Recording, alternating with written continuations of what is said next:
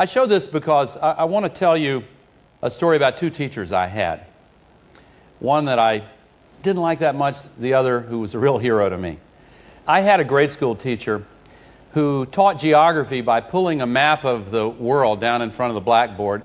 I had a classmate in the 6th grade who raised his hand and he pointed to the outline of the east coast of South America and he pointed to the west coast of Africa and he asked, "Did they ever fit together?" And the teacher said, "Of course not. That's the most ridiculous thing I've ever heard." That student went on to become a drug addict and a ne'er-do-well. The teacher went on to become science advisor in the current administration.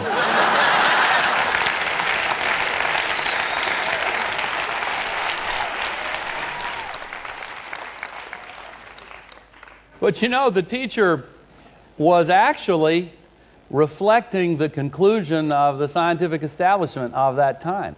Continents are so big, obviously, they don't move. But actually, as we now know, they did move.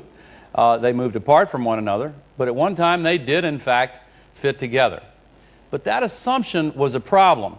It reflected the well-known wisdom that what gets us into trouble is not what we don't know, it's what we know for sure that just ain't so. This is actually an important point, believe it or not, because there is another such assumption that a lot of people have in their minds right now about global warming that just ain't so. The assumption is something like this: the Earth is so big, we can't possibly have any lasting harmful impact on the Earth's environment.